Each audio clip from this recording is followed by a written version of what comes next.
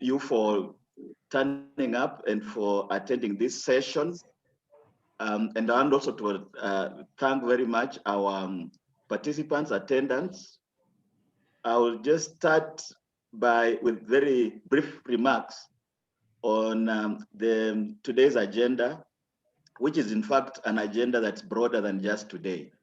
And it is that when you look around literature, be it academic journal papers, books, or even public intellect works, you see very little of specific Africa US writings and theorizing concepts, but also just information on areas in which African journalists, American journalists, and the media organizations are either working together as partners in the civil society space, or where there are partnerships of a business nature, or where there are projects to do with co-teaching or interdisciplinary joint work.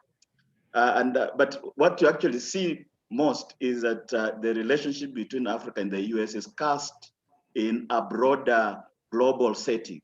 So often the West and Africa, where the US also features, where Africa also features. Or sometimes the whole notion of competition, geopolitical competition in the media space, where there is talk of for example, China's entry or Russia's entry into the African media space and the implications thereof for the US.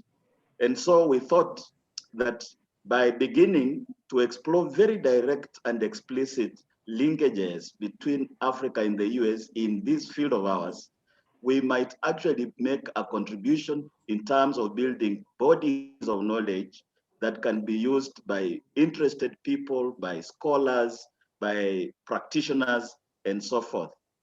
So today's event and that of tomorrow begins us on that journey of mapping that landscape to begin to understand who is doing what, where, how, and so forth. And we hope to actually publish out of this in the coming months so that we can then have something documented in this regards. And therefore, this two-day event is broken into two. Today, we actually focus on the more academic dimensions of the relations. Tomorrow, we shall then move into pragmatic projects that out there that speak to the engagements across the two regions, if we may put it that way. And so to help us undertake this task today of beginning to understand, we are very pleased and honored to have four speakers: Professor Franz Kruger, Dr. Last Moyo, Professor Imani Chias, and Dr. Emeka Umejei. I will introduce each speaker in turn, and after they have spoken, we'll have a question and answer session where participants are asked or requested or free to come in, chime in, contribute, make comments, ask questions, and so forth. So without further ado, let me begin therefore by introducing Professor Franz Kruger, who is an adjunct professor and head of journalism department at Wits University. He has worked in professional journalism for many decades, including in the anti-apartheid alternative media, and as a senior member of the first post-apartheid editorial management team at the SABC. With a PhD in journalism ethics from Wits University, he's the author and co-author of 3 books, several book chapters, journal articles, and many other publications. He was the founding director of the Wits Radio Academy and served as ombudsman for the Mail and Guardian and on the South African Press Appeals team.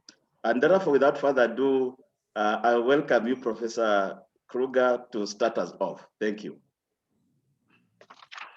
Thanks very much, Bob, and thanks, colleagues. I really want to say a warm thank you to the African Center for the Study of the US for coming up with this concept and for allowing us an opportunity to host, to partner with you on that. I will be very brief.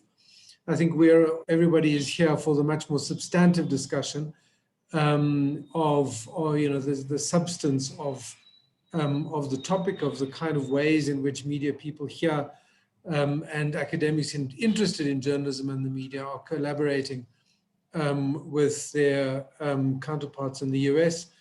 But I just wanted to say two things. Firstly, I think that the topic is really important and interesting. And I particularly hope that in discussing it, we look for opportunities for ways to reshape this relationship. I think, let's be honest, we so often kind of look at what's happening in the US and then believe that we simply transplant that into the African context. And of course, that's entirely inappropriate. I mean, I'm currently looking at some of the ways in which digital disruption plays itself out in the US, on this continent. And so often I see writings that say, well, around the world, newsrooms are this, that, and the other because of digital disruption. And actually, the media context in Africa is very different. The commercial model here is not as well established and hasn't been that for many years. And that's just one example. So I hope we use that opportunity. For ourselves as Wits Journalism, of course, we have partnerships around the world in the global south, as well as in Europe and the US. And I think my colleague Anton May is likely to speak a little bit more about that tomorrow. We're a very active department, soon to become the center of journalism at Wits, with many projects, and certainly for the colleagues who are less familiar with what we do, I urge you to have a look at other opportunities. We have public events, we have grant schemes, we have projects of various kinds, as well as, of course, research initiatives. But let me stop there. I think the time is tight, and I think people would much rather hear the substantial discussion of the subject at hand. Unfortunately, I have another commitment, so I won't stay with you for the whole afternoon, but I will enjoy listening to at least some of the discussion for the next little while. Thanks very much. Thank you very much, Franz. Even in your very succinct and brief comments, you already touched on a very major issue of discussion in Africa-US journalism and media discussions and debates that sometimes we take for granted what happens or is in the US as received wisdom and as being something that is also happening on the continent, but there might be variances. And thanks for those comments. I'm now pleased to invite Professor Imani Chias, who is an associate professor of digital storytelling and the associate director in the School of Media and Public Affairs at George Washington University. She's also the director of academic adventures for Planet Forward. Dr. Chias received her BFA from Washington University in St. Louis and an MA in African Studies and a PhD in Mass Communications and Media Studies from Howard University. Dr. Chias is an award-winning digital storyteller, director, producer, and filmmaker. As a professor of practice, she uses a variety of mediums, including video, photography, television, and film, to document and discuss issues impacting involving people of the African diaspora. Her scholarly focus is on the intersection of women and girls, technology, health, conflict, agriculture, and the effects of climate change in sub-Saharan Africa. Dr. Chias is also an expert on diversity in Hollywood, specifically the representation of Black women and film. She's the author of The Evolution of the Black Woman in Television, Mummies, Matriarchs, and Mistresses, published in 2017. Her work has been supported by the Ford Foundation and the International Reporting Project. Dr. Chias is also a regular contributor for international outlets, including BBC, China Global Television Network America, CTN Canada, offering insights into American race relations and popular culture. In 2017, she was awarded George Washington's Graduate Mentoring Award, and in 2019, the Stowe Excellence in Teaching Award. And with that introduction, welcome, Professor Cheers. And maybe you can also tell us a bit about your South African connections as you start. Yes, good afternoon, everyone. Checking in here from the Washington, D.C. area, and I'm so excited to be here. It's a pleasure. I grew up in Johannesburg. I went to the American International School, not too far from Wits, and I graduated in 1998, and I come back to South Africa often. My father actually is in Johannesburg right now. He made the trip there. So I don't want to take up too much time, but I would like to share my screen and just walk you all through a brief presentation.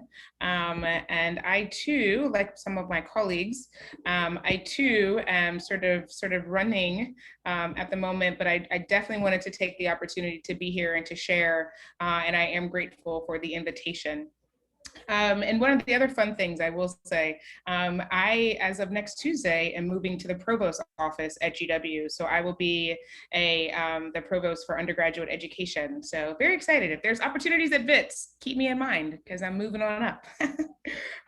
So thank you, everyone. So just wanted to take a moment and talk to you all about Africa, US, and how we can strengthen media partnerships. So my topics for today and some of the questions that I want to be discussing is looking at the historical relationships between the US and Africa, how that impacts journalists, educators, content creators. Then we'll look at a little bit of traditional media forms and then emerging media outlets, because I really think that the exciting notion is where are things headed?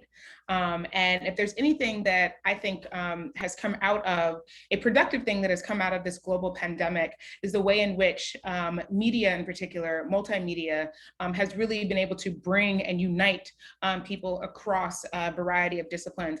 I don't know if 2 years ago we would have even had this conversation via Zoom, but now we're able to bring everyone together across disciplines, across content, across cultures, and share ideas. And it's just a really exciting thing. So we all know that we currently have the United States and Africa currently has a really strong media relationship. Historically, I will say, because that's what I study, that US-centered mass media, has really focused on enduring stereotypes, right? And a lot of times when we saw the way that the US would portray the African continent, right? We're speaking continentally, wasn't always through, it was always through a white supremacist lens, right? It was always like, we're going to view and project a very brutal, stereotypical view of Africans in US media. And that was always based on, these post-colonial independence has really ushered in new ideas and new coverage. And the images that in content creation that we saw, we're talking pre, 1960 / post, I think is vastly, vastly different. And what I'm so hopeful as we move forward is the way in which we're seeing, like I said, and we'll talk about the emerging content. One of my favorite things, and many of us have been binge watching Netflix, and many of us already know the amazing content that is coming out of the African continent on platforms such as Netflix, right? So when we look at journalists, right, it's sometimes thought that African journalists can only learn from US journalists, right? And I rebuke that narrative 100% wholeheartedly. I do not believe that the US is in this as a colonial power, which they are, is the only place to learn emerging media concepts. And I actually choose and say that, how can more US journalists, educators, learn from our African colleagues? And I've always felt that there is more information and more assistance, more insight especially when we're talking about covering issues impacting the African continent, that truly should be centered in the voices of African leaders, African storytellers, and not through a westernized lens. So I always say that there are areas of expertise that African journalists and colleagues can teach us and not the other way around. So I'm always passionate about ways in which we can combine our efforts in more of a collaborative prospect. Isaiah, lay down. Lay down. And then we look at content creators, right? African content creators, I truly believe, are leading in a digital space in the world in the way that the rest of the world should be following. Most of my favorite influencers to follow are from the African continent, and they are so creative and so inspiring. I mean, TikTok is a prime example of a platform, and really we'll be seeing the emerging media and social media taking over in this digital space that is truly led by the creativeness that comes out of African content creators. When we look at traditional media form, principles of storytelling, we all know will never change, right? And I tell people that all the time. I tell my students this, I write about this, the reality that, you know, being able to effectively communicate, having strong written skills are critical. But what I've always loved about my African colleagues is we're in America where it's, you know, traditional that most people speak one language, and that language being English. My African colleagues are speaking 2, 3, sometimes 4 and 5 languages. And even that alone, just from a linguistic standpoint, and their ability to transfer and create and have conversations across dialects, I just believe is truly superior. Is absolutely superior. So those traditional media forums, which will never change, but I love the fact that my colleagues on the continent are able to be just more inclusive and more diverse than we are in America. When we look at our emerging media, social media, mobile storytelling is the future of journalism, right? We have to embrace it. We have to engage with it. And I think one of the best parts, as it's also offered for information, it's also offered for entertainment. And what I love about the way, as I mentioned, whether it be TikTok or Instagram or the influencers, as I mentioned, that I follow, the African influencers that I follow, that we see all of this creativity. And creativity is, as I mentioned, in ways that I truly believe far exceed what we're seeing in the United States. I've always said that African culture, that African music, African food, African styles, all of those are genuinely trying to be like recreated in American context. And I always say, don't recreate it, embrace the origins from which it came from, celebrate, but don't try to recreate because it's already perfect as it is. So when I look at educators and the importance around, using whether they be African or US educators, but honing a skill set either through traditional school, right, professional development, those are really critical for all of us to stay on top of a constantly changing media landscape. I am not on TikTok as like just person. Since I teach social media at GW, I definitely utilize and understand the platform. I also believe that it's a platform for a demographic that's just a little bit younger than me. And I want to give the babies their content. Isaiah, lay down. And I want to give the babies their space to be creative in a way that I don't have the time for it. I'm not going to lie, but I love it. And as educators, instead of saying, oh, this is something that is like too young for me or something that I don't want to take the time to learn, I always say we have to learn and embrace it. I'm not saying every educator needs to go out and get a TikTok account, but I am saying that it's really important that we understand the platform and utilize and respect the power that it is. There are 1 billion users on some of these platforms, and we are not doing our students nor ourselves a service if we try to ignore it. And whether that be Instagram, I make my students do Instagram stories, TikTok stories. How can they, because that's where they are. And I know as we move forward, right, this is where the landscape is going. You know, I looked at the Washington Post has a TikTok account that has close to 1 million followers. 1 million followers, that's more than their digital subscribers. Okay, it's a space that we have to embrace and we have to understand. And with that, I always like to say, how can you tell your stories? I believe in agency, and I believe in the importance, and I practice the importance of, it is not a US view, and that's why I go back to, as I mentioned, that US, I believe, is a colonial nation, and our settler colonial like insights and the way we think, oh, it's like, well, the US does it, so it's always right. I rebuke that narrative. I absolutely rebuke that narrative. And I always say that the power should come from who is expressing it. So I always say, how can you tell your stories? How can you utilize different platforms? And as we're looking at embracing and collaborating, it should be a collaboration instead of this like, oh, we're just going to learn from these scholars. We're just going to learn from these scholars. How can we learn from one another to better and support and strengthen our relationships? So with that, I will end, and I will thank you all so much for your time this afternoon. I keep saying morning because it's morning here in DC, but that's my piece this afternoon. Thank you all so much for your time.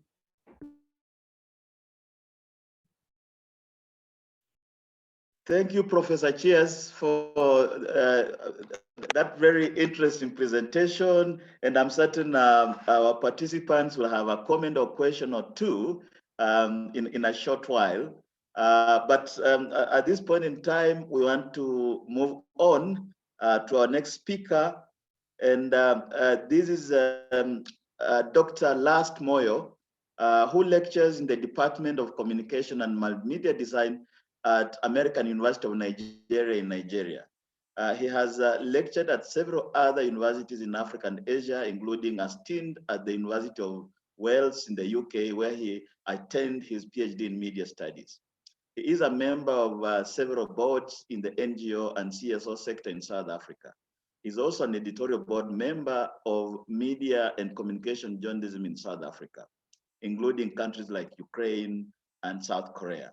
Moyo's teaching and research interests are in the critical media theories, including decolonial approaches, comparative journalism and global media, African media systems, critical media policy studies, and development communication. He is published extensively in top reputable international peer-reviewed journals, including Journalism Studies, Telematic and Informatics, International Communication Gazette, Journal of International Communication, among others. His most recent book is titled The Decolonial Turn in Media Studies in Africa and the Global South, published last year. And it has received outstanding reviews from top scholars in the UK, USA, Norway, and Africa. And so without further ado, welcome Dr. Moyo, and let's listen to you. Okay, thank you very much, Bob. I feel quite excited to be part of this talk, coming as it does after the Africa Day, which was just yesterday. African issues in this day and time are increasingly becoming passionate issues that we as African scholars have an obligation to speak to in very transformative ways. So I'm going to talk really about, my title is called From Modernization to Decolonization, Directions and Indirections in the Development of Journalism in Africa. And the way I want to tackle this topic is basically to speak about it in the context of partnerships, which the previous speaker was also speaking to.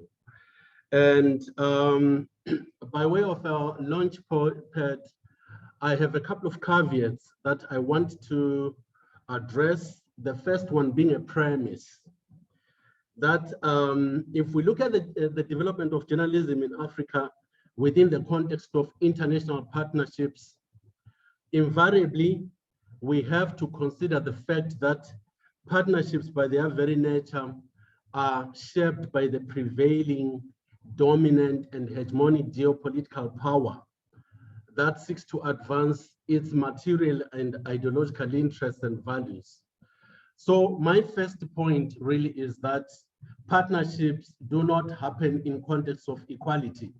They happen in context of asymmetry, in context of dominance and subordination. This is the point that is raised by several other scholars like Zeleza in the context of education, which is still relevant to this talk. But if we accept the asymmetrical relations, my second question is then, what frameworks can we use to conceptualize, theorize, and characterize the US-Africa relations, including as geo-cultural and epistemic locations for knowledge production? We're speaking here in the context of the African Center for the Study of the US.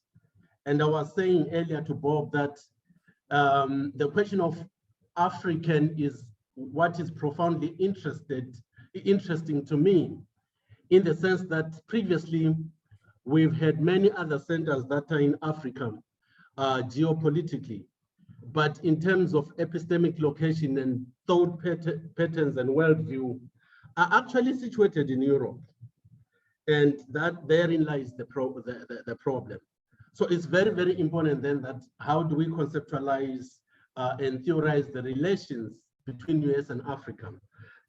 And the third question that I have is, if we characterize the relationships in particular ways, how then again do we conceptualize, theorize, and characterize journalism as a mode of self-writing in Africa? In other words, the question that I'm asking is, do we have African journalism in Africa, or we just have journalism? And if we just have journalism, that would be very interesting, because the questions then that arise is, epistemologically and philosophically, what informs our practices when we tell stories, right? What are the worldviews that we advance? What are the ethics that we advance? The other day in South Africa, there was a drawing which was called the Spear, which basically was portraying Zuma nude with his phallic essentials exposed. And I sat there as an African asking my question, what are the ethics that drive this? So journalism, yes, it's a craft, but the point that I'm trying to emphasize here is that it must be culturally shaped. It is socially shaped. The last caveat that I have is, if we don't have African journalism, what new thinking do we need then to give birth to the African agency? The assumption here being that perhaps African agency is lost. Professor Franz Kruger earlier on was talking about the need for translation, and he was saying the problem with that we have had as African journalists and practitioners is literal translation. And African agency, to me, can only be born out of cultural translation, which speaks to more contextualized, even in terms of questioning hierarchies of knowledge, adaptations of practices from other cultures. So the fundamental question then being, what do we need to think as African scholars of journalism? What do we need to unthink? What do we need to learn? And what do we need to unlearn? These are fundamental questions to me. Let me quickly try and move then to demonstrate the mapping of the geographies of international relations between Africa and the US. You will have different schools of thought. The dominant one is the liberal pluralist one. Is the one basically that is the myth creator around the relations of Africa and the US. It's one that views America as the leader of the free world, the custodian of human rights and democracy, a democratic superpower, an empire of ethics, if you want. As I said, this enjoys a myth-making and commonsensical perspective, and is generally problematic. It's the most dominant, it's regenerative and iterative. It reproduces itself in time and space in different ways. if I had time, I would have moved to other models, but I'll just stick to this one. But what sort of partnerships emerge in liberal internationalism? The partnerships that emerge are those that says the US is the teacher and everybody else is a student. The US is a custodian of best practice models. We can only learn and learn and learn from the US and nothing more.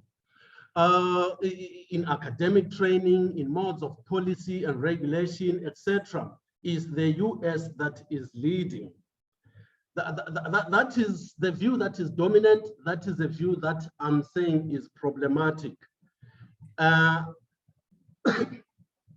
speak here from a point of view of decolonial 10 or decolonial politics.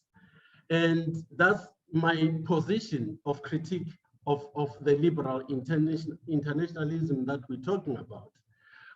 So from the decolonial 10, we argue that we reject the ideological claims of liberal internationalism.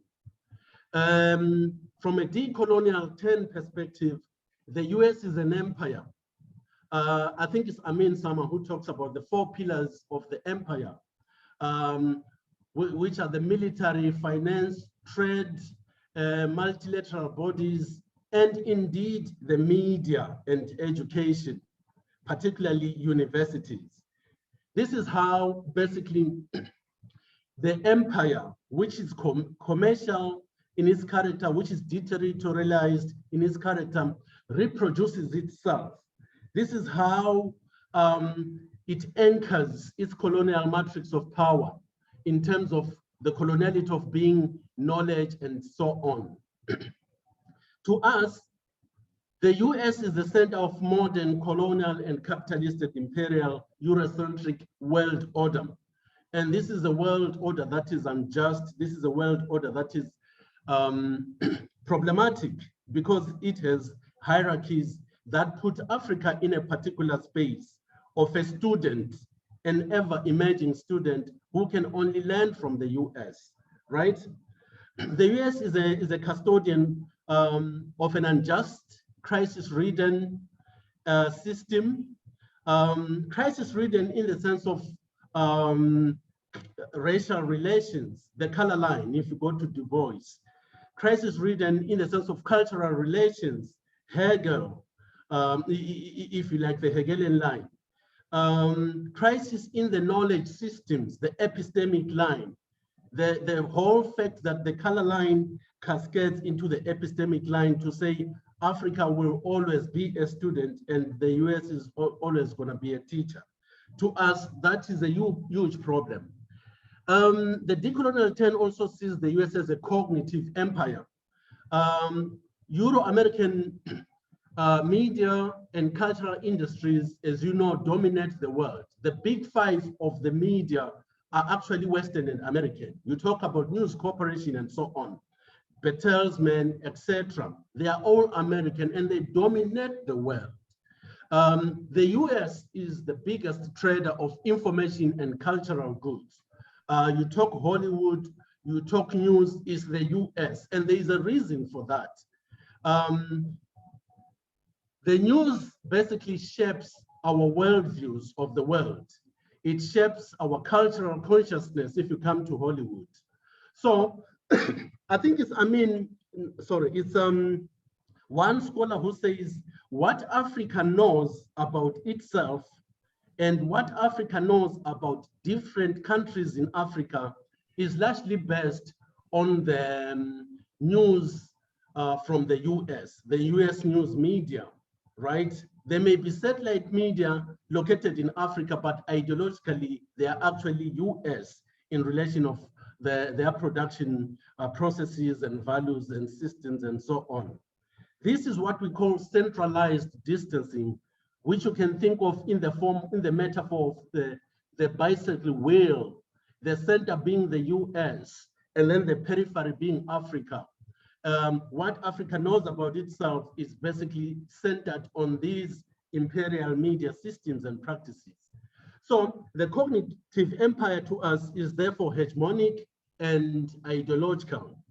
is hegemonic in the sense that it produces consent in the sense that we begin to participate willingly in our domination by this empire. And it's also ideological in the sense that it conceals the relations of subjugation between Africa and itself, relations of domination and exploitation. This is what Ashish Nandi calls intimate enemies. If you talk to any African, they love the US. They would love even to go and live in the US. The other time, I'm sitting here in Nigeria, I noticed that some Nigerians were actually praying for Trump. And that was very interesting. And it speaks to the concept of intimate enemies. That we know the US is a problem, but we love it anyway. And it's true because of ideology and hegemony. This question of hegemony and ideology takes me to the predicament of the Western court. The Western court undergirds Euro-American imperialism. The Western court uses the language of conceit and deceit in relation to international relations and questions of global justice. The function of Western court, therefore, is to hide the colonial matrix of the US and Africa relations. I'm arguing that here, the US and Africa relations are not based on equity, they are based on coloniality, right? Let me quickly exemplify this. I think you could take the epoch of 20th century colonialism. The code there was civilization. The reality was genocides, linguicides, culturecides, and epistemicides. All these basically talk about the dismemberment of Africa. And what was the position of journalism at that point? Most of it was at that point in the hands of white settlers, and journalism was complicit in the subjugation of Africa, if we talk about British imperialism. In South Africa, we had the rise of the black press. And there was a little bit of resistance from the black press, but it has gone feeble. If I had time, I would have wanted to demonstrate this through the modernization period, which is the post-colonial period where the emphasis was development. But I would leave that and rush to globalization. Globalization uses the code of human rights, democracy, development, cosmopolitanism. But in reality, what is happening is neoliberal fundamentalism, neoliberal and free market fundamentalism. At this stage, globalization to me is completing the cycle of black dehumanization. It is an edge of the dictatorship of capital. Capital has moved into space and pushed the state out. The African state in Africa is basically feeble and useless. It's a zombie institution. It's the living dead. So in that case, we have a state, but really in reality, we are citizens without a state, being subjugated to the idiosyncrasies and caprices of the market. But the major problem with the kind of journalism that is emerging under these circumstances is that it has embraced human rights, and it fails to answer the major question of who is the human in the human rights. It's an unresolved question. If you look for us in Africa living under the underside of modernity, we live in the spaces of poverty, of subjugation, of suffering in the border, basically.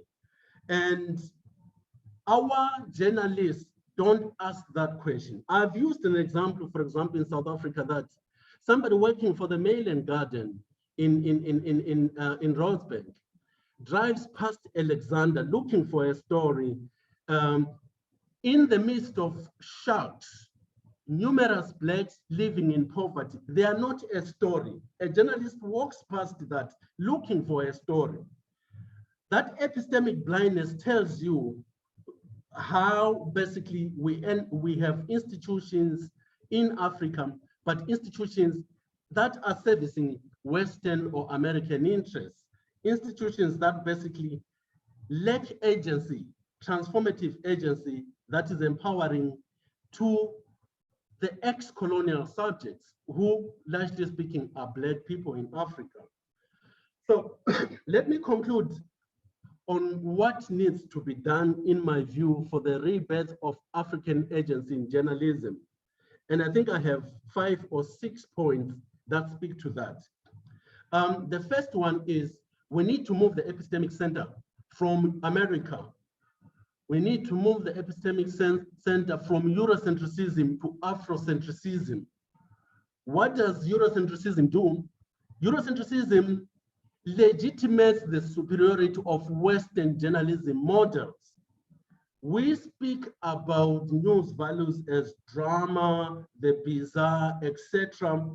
In an Africa that needs development, in an Africa that needs decolonial conversations, in an Africa that needs transformative power, but we are operating from journalistic modes that make us hunt for stories that are dramatic and so on, stories that are hinging on events and not issues. So Eurocentrism also legitimates the universality of Western models of journalism.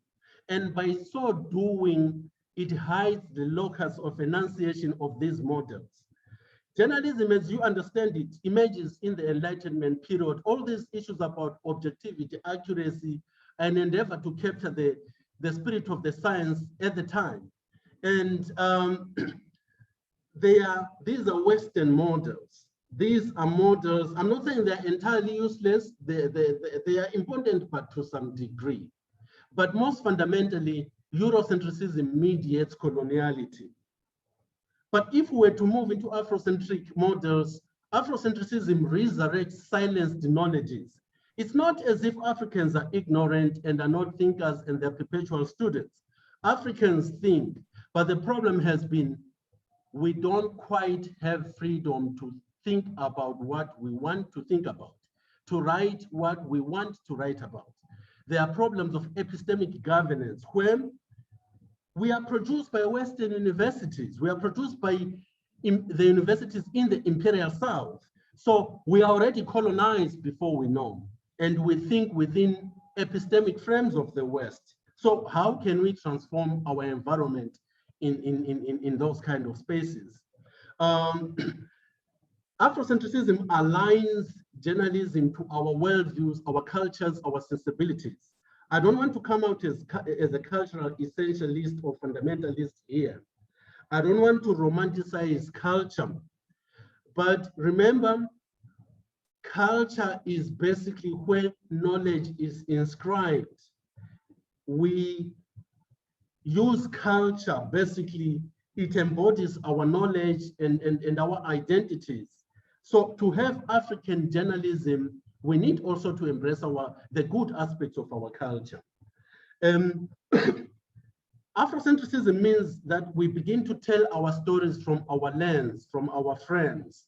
We are not the Africa of disease and poverty. We're not the Africa of starvation, but we're an Africa whose resources are being plundered by the empire. Those who love America so much will get offended by this, but the resources of Africa continue to be plundered by Euro-American empires, and that's where the problem is. The third point that I want to highlight is we need to shift the paradigm of US-Africa partnerships from teacher-student relationship to student-student relationship. And my argument here is predicated on the concept of trans-epistemic intercultural dialogue. If you look at China, if you look at India, these are emerging powers. South Africa is part of BRICS, and I think quite wrongly so. I would take South Africa out of BRICS because South Africa is the story of two worlds, the black world and the white world. The developing world, the third world and the first world. And I don't know what South Africa is doing in BRICS because it actually is not a rising superpower, except if you had a partial lens. So trans epistemic intercultural dialogue says, yes, journalism enriches democracy, yes, journalism exposes corruption, but ultimately it is about social shaping. It is about cultural modeling. It is informed by the histories, the cultures, the contradictions of the space within which it takes place. Journalism doesn't need, as Google would say, to become a cultural bomb that explodes in our midst as it does. Most of of the stories that you look, say within the context of South Africa, are actually a cultural bomb. They explode targeting the ex-colonial subject, targeting the victim. They fail to speak to issues. They are more oriented to events than issues. Last but not least, I want to say we need to develop Afri-alternative journalism models and practices. What do I mean by that? By Afri-alternative journalism models and practices, I think we need to shift journalism from a neoliberal pedestal or foundation to decolonial value systems. That's the kind of journalism that we need. The journalism that talks about the rehumanization of Black people, of Africans. The journalism that talks to social justice issues in the way that is transformative, in the way that does not blame the victim. We need a journalism that speaks to the concept of liberation, that takes liberation of the African forward. If you look at other modes of alternative media, for example, in Africa, we've had 30 years of community radio, community media. What we have learned from that is liberalization is not synonymous with liberation. We have these community radio stations, community media, but they're not transformative. If anything, they want to go to the mainstream. They want to pick up mainstream news values. And therein lies the problem, the value system. I think last, I would say we need decolonial journalism, and decolonial journalism by its nature is intersectional journalism. It speaks to, I think it's alert and awake to problems of colonial difference. It's alert to the problems of racism as a discourse, as a structure, and as an ideology of segregation. It's alert to the problem of gender and how it interfaces with questions of sexuality and so on. I think I will stop here and I will address other points, maybe if time arises ahead. But let me rest my case here. And thank you very much for listening. Thank you very much, Dr. Moyo, for that provocative presentation. And I'm sure there will be quite a few questions. And in fact, we are requesting participants to place their questions in the Q&A box at the bottom of your screen. I can see already one question there. But actually, to start us off in this question and answer session is, I'll pose a question to Professor Imani Chias. And the question is, before we come to Dr. Moyo, and the question is, Africa is a continent of storytelling. Africa is the continent of folklore, and we like to tell stories for both in the traditional sense, but even in the modern sense.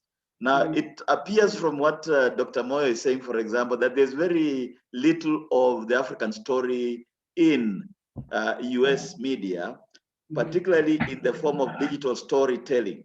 What will be the cause of this asymmetry?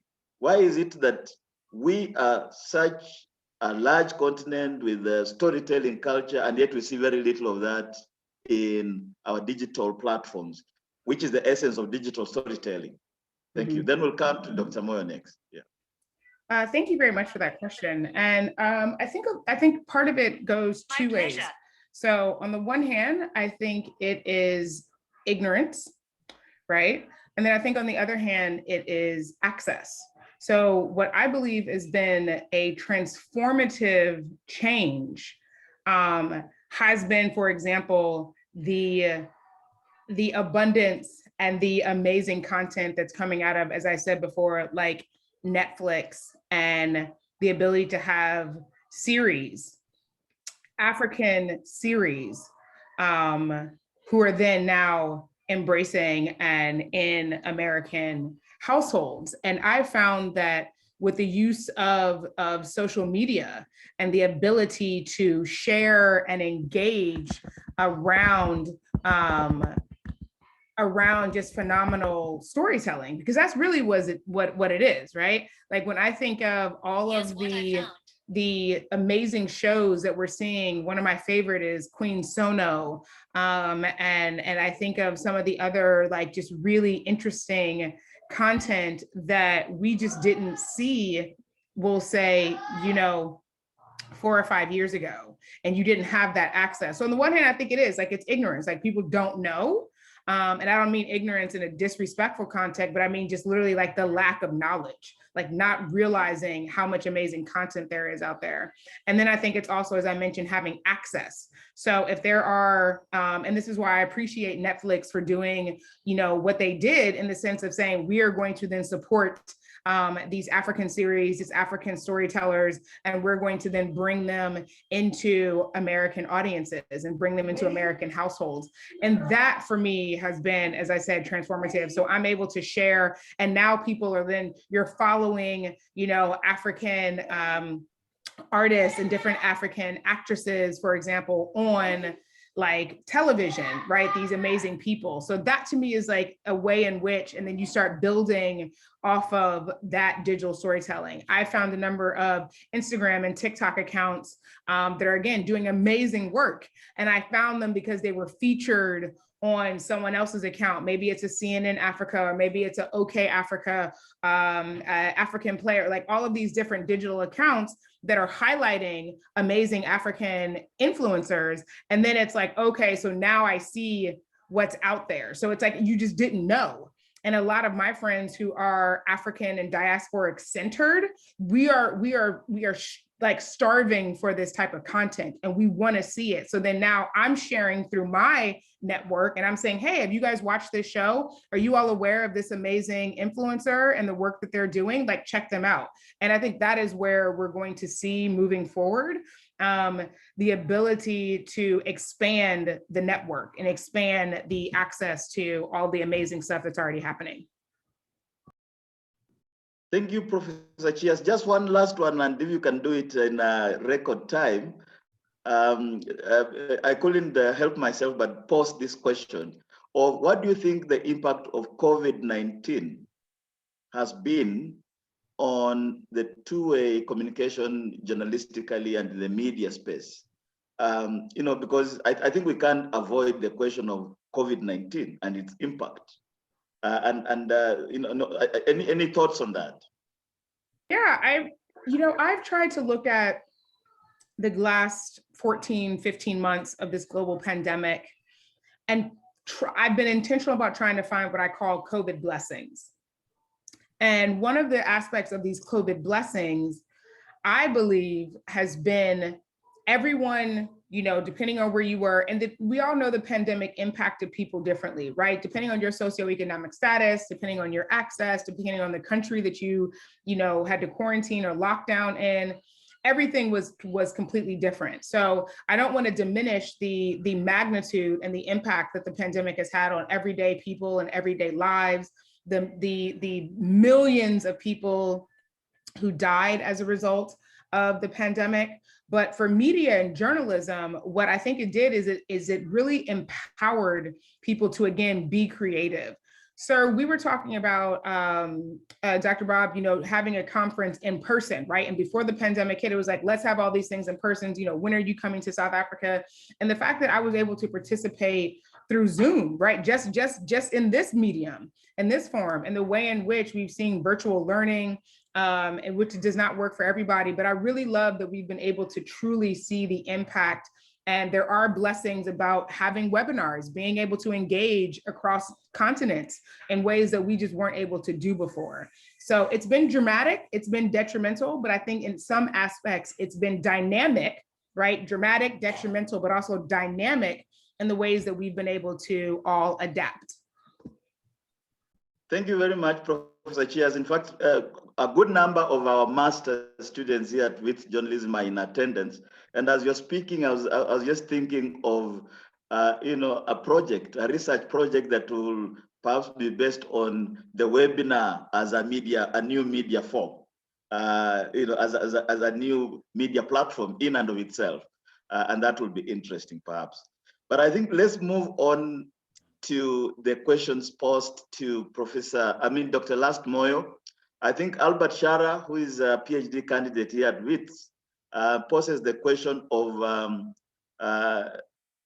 let me try and read it. Do we have an African media or African media ethics? And I think it speaks to what you are saying earlier. If no, as you sounded in your presentation, if we were to have an African media, how could it look like? What opportunities exist to achieve this kind of media? Is it relevant and has space, and does it have space in this globalized world? I think those are the questions. And in fact, you can combine that with the next question. Given the need for decolonization, how can the US and the global North in general support decolonization of the media, journalism, African agency without reinforcing colonial relationships? I would like you to respond to that in record time, because we have our next speaker, Dr. Emeka Umejei, raring to go. So if you can respond to that, Dr. Moyo, thank you. Okay, the question of do we have African media, do we have African ethics and so on, I think it's an important question. Journalism itself as a practice is institutionally embedded, so it's unavoidable that we should ask questions of what are the spaces within which we produce the kind of journalism that we do. I would say, geographically, we have media that we call African, but epistemologically, meaning positions from which we think about how we tell our stories, I'll say we don't. Most of what we have as the news media in Africa are basically recreations or reproductions of Western epistemes. And I think in my presentation, I was trying to argue that it's not, they are not of much use to us. We have African ethics. Sorry, there's quite a bit of noise. I think we'll ask Dr. Emeka to mute. Yeah, I can. Okay, sure. That's okay now. That's okay. Do we have African ethics? I think to a greater degree, no. If you think of, I'm forgetting his name, the old Zambian scholar who talked about African ethics, he faced a lot of resistance from South African scholars who were saying there is nothing like that. All journalism must be culturally located. It must have cultural sensibilities. If you look at the kind of journalism that we have, it's conflict-ridden journalism. If you look at how the Western media, for example, will cartoon the Muslim prophet, Muhammad, and if you look at how, for example, the South African media, I call them white media systems, they would cartoon Jacob Zuma. I'm not a lover of Jacob Zuma, but I want to use that as an example. In African culture, we don't show nudity of a parent in the way our media do. Already you feel that there is a problem here in terms of how is journalism practiced and what informs it. So geographically, we have what we call our African media, but in reality, they are informed by Eurocentric ideals. That's the answer. And then let me answer the question by Elias.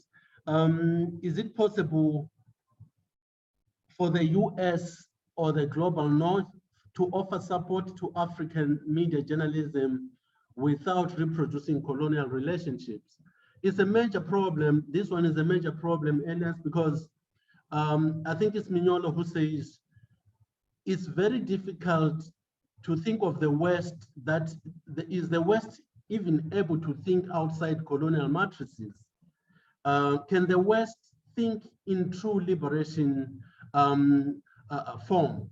And that's a problem. But I think you have a change. You have a lot of Western scholars who are moving into, even when you look at the Black Lives Matter, you know, governments are put under pressure to begin to recognize Black humanity.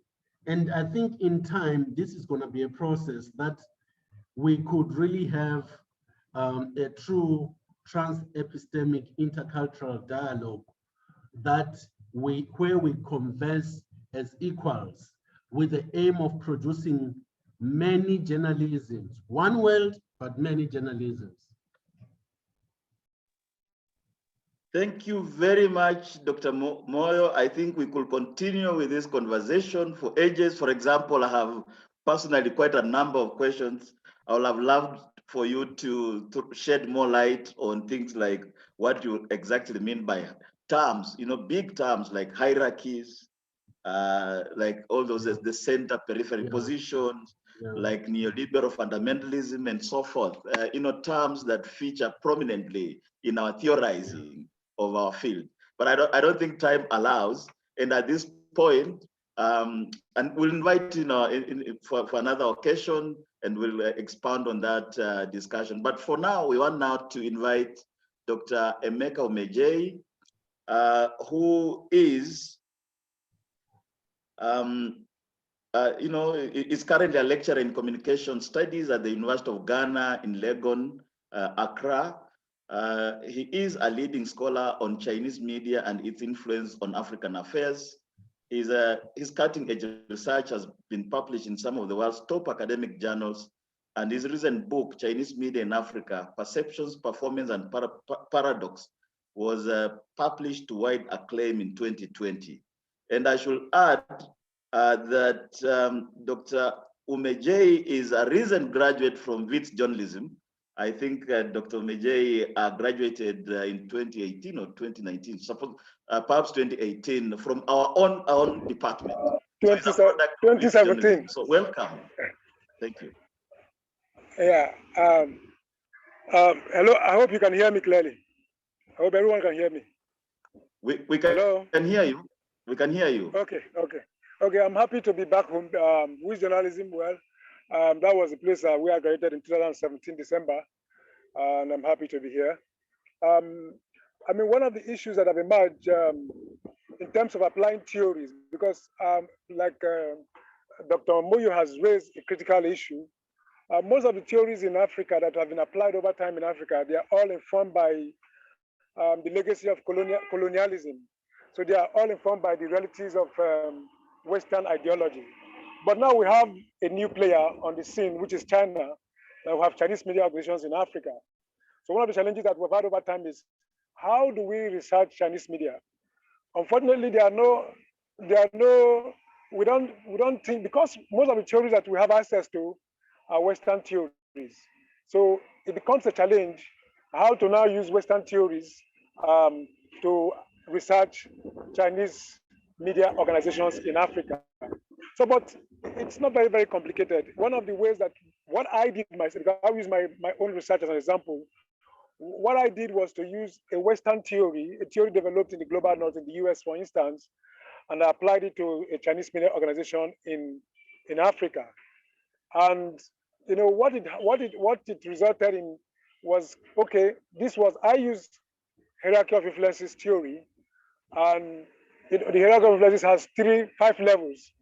But from my own findings, I was able to conclude that, well, in order to apply that theory to a Chinese media, because the theory is not applicable, because the lived reality within the Chinese media organization is very, very different to what the 5 levels of the hierarchy of influences model are addressing.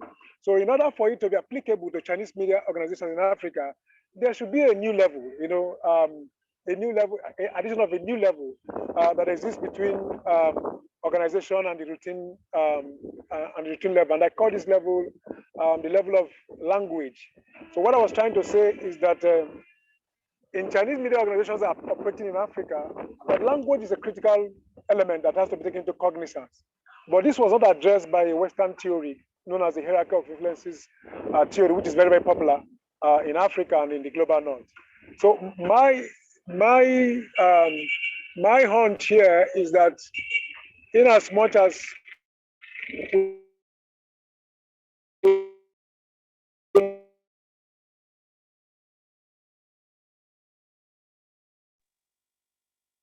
I think we are facing digital divide issues Chinese here. media in Africa. Yeah, but you can still hear me, right? We can hear you again now, sure. Okay, sorry. Yeah. So what I was saying is that because of the challenges in Africa, that the theories in Africa are mostly Western. So what we need to do in order to bridge the gap is to adopt Western theories, and when applying them to Chinese media organization or Chinese realities in Africa, we try to to reform them so that it will be able. We could say, for instance, I use the example of my own work to say, okay, I applied hierarchy of influences theory, to a Chinese media setting in Africa. But I was saying in the long run that, well, this theory is not applicable here because there are two different realities. This is Western media, this is Chinese media. But I said, well, in order to adopt this theory to be applicable to a Chinese media in Africa, we need to create a new level. We need to reformulate this Western theory to be suitable or to be applicable to a Chinese media in Africa. So I said, in order for this to happen, we need to add a new level, and this level is a level of language, and this language is both Chinese language and African language. So what I'm saying in fact is that good Western theories are good, but most times they are not applicable to Chinese media in Africa. But we should reformulate. We shouldn't say, okay, because there's no theory from the West addressing Chinese media in Africa, then we shouldn't do our research. No. So we can adopt a theory from the West. We can adopt a theory from anywhere, and then reformulate them to be applicable to Chinese media realities in Africa. That is my own argument here, and that is what I want. So this is what I call, in a way, to bridge the gap.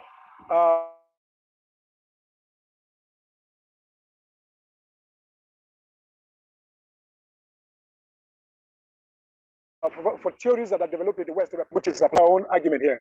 So I hope you can hear me right away. Hello? Yeah, we can hear you, yes. Yeah, so this is my own argument that we shouldn't be,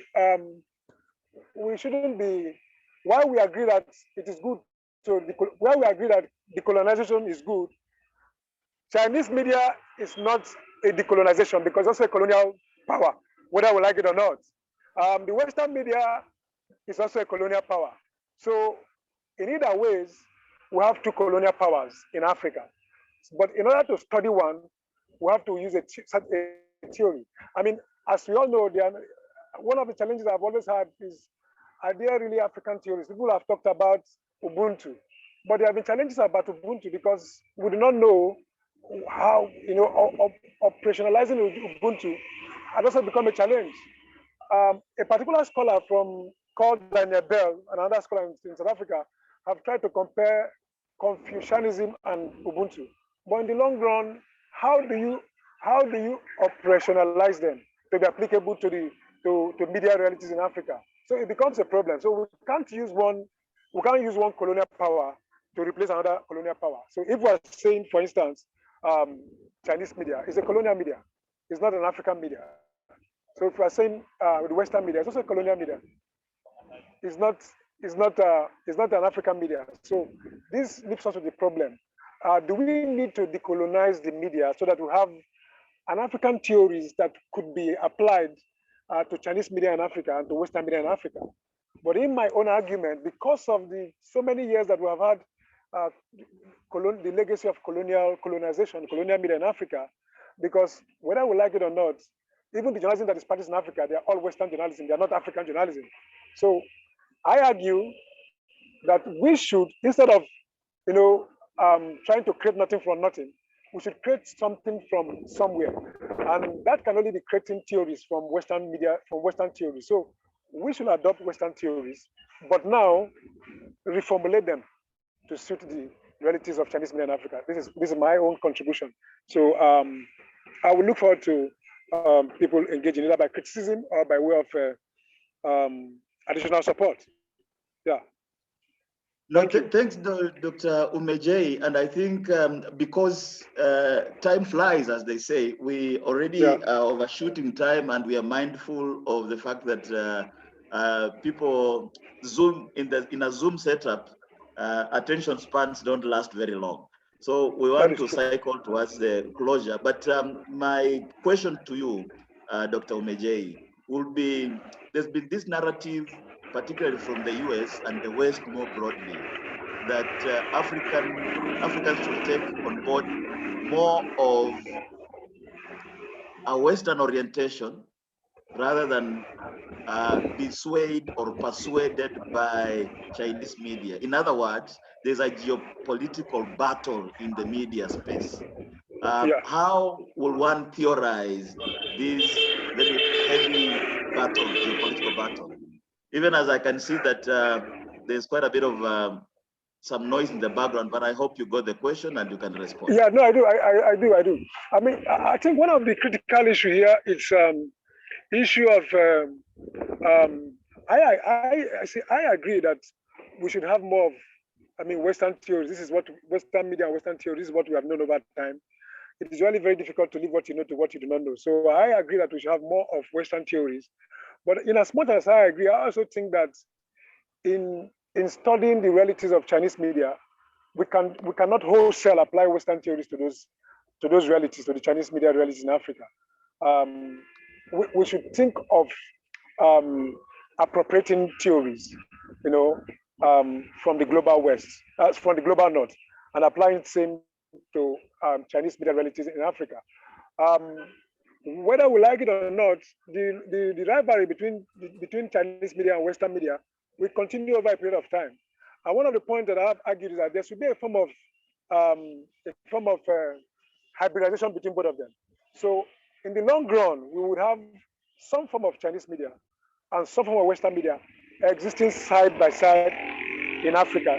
That will definitely happen. But when that happens, it now depends on the context and the level of democracy that is obtainable in that context. For instance, in South Africa, we know that whether we like it or not, South Africa is an established constitutional democracy, and it will take time before some Chinese media model will be established in South Africa. But if you go somewhere else, like in Zimbabwe, the likelihood that we have a Chinese media model in Zimbabwe is very, very possible. So maybe in that context, we have more of theories informed by Chinese media model. That is what I think. So I don't know if I've answered your questions rightly, but it's just my own submission. No, I think that suffices, Dr. Umejei. And I think we really want to thank you for making time, even as you are away in Accra, to contribute to this. And now I think we'll move towards closure so that we allow people to relax, enjoy the evening, and reflect on the discussions today, many of the participants being, in fact, some of our students. And to do that, we'll want to go to closure with the closing remarks. And so I'll ask our panelists to give us their closing remarks in about 2 to 3 minutes each. And we'll then say we've come to the end of day one, with understanding that we'll be back here tomorrow to listen to the more pragmatic, tangible projects that are going on and partnerships across the board. So we'll start with Professor Imani Chias, go to Dr. Last Moyo, and finish with Dr. Umejei in terms of the closing remarks. Professor Imani? If you can hear us.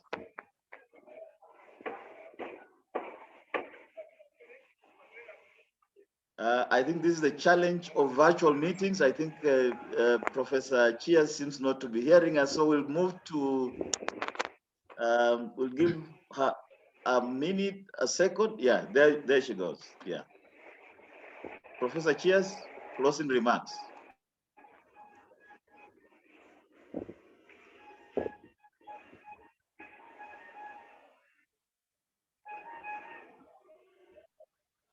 I think it appears Professor Chiaz is challenged, and therefore we'll move to Dr. Moyo to give us his last, word.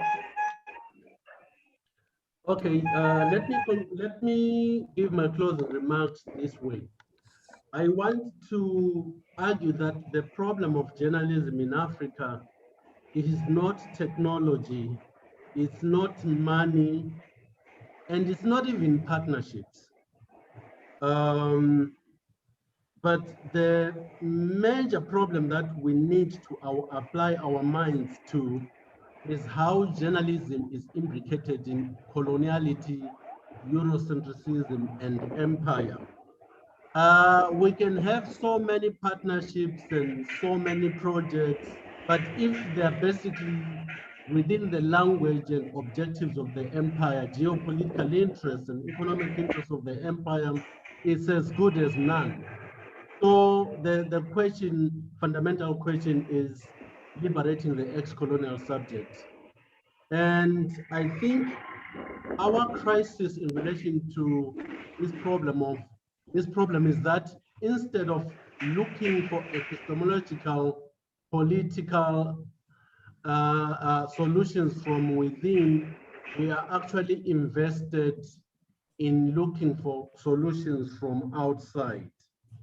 And in doing so, we tend to overlook the imperial relations that we've had with some of the superpowers and the imperial relations that actually don't define the past, but also actually define the future.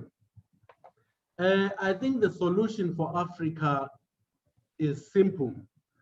Unsubscribe to the empires of the mind, the cognitive empire that I talked about. Africans should know that the solutions to African progress and prosperity will come from within.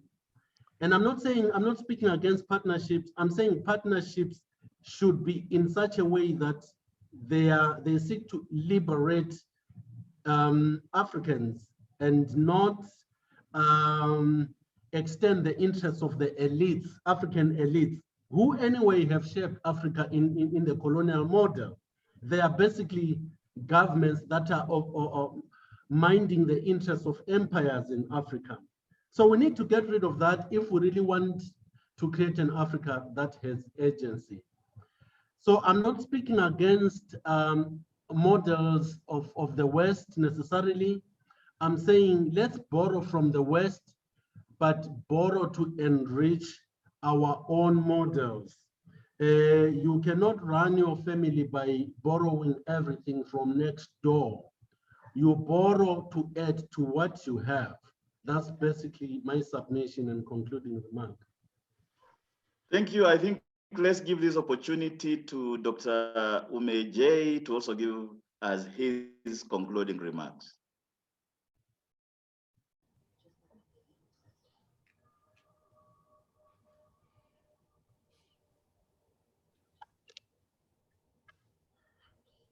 Can you hear us? If not, we'll go to Prof. Chiaz. Can you hear me right away? Can you hear me? Okay, we can hear you Hello? now. Yes, you can just give us our concluding remarks in a minute or two. Okay, I mean, what I've just said is that the geopolitical rivalry between Chinese media and Western media will continue in Africa. As researchers, it's our goal to endeavor that when we borrow theories from the global north, that those theories are well reformulated to suit Chinese media realities in Africa. And another point I should add is that Chinese media, Western media, they are all on the same plane. They are all colonial media. Chinese is not different from the West. They're the same people. They're the same. They are placed on the same plane. So if we want to decolonize the media, Chinese media is not an attempt to decolonize the media in any way. If we want to decolonize the media, it has to be African. It doesn't have to be Chinese in any way. That's my submission. Thank you so much. Thank you, Dr. Mejay, and we appreciate even with the difficulties that you've had connecting, but you've given us quite some strong points. Let's see if we can find Professor Chiaz to give us her closing remarks.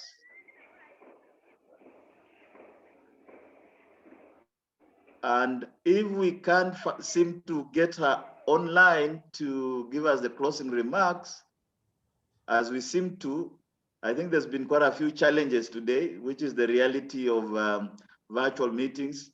We will want perhaps to say thank you very much to the panelists for the great contributions. And we have recorded this session. We are going to do transcription and avail some of these notes to our participants and other interested people.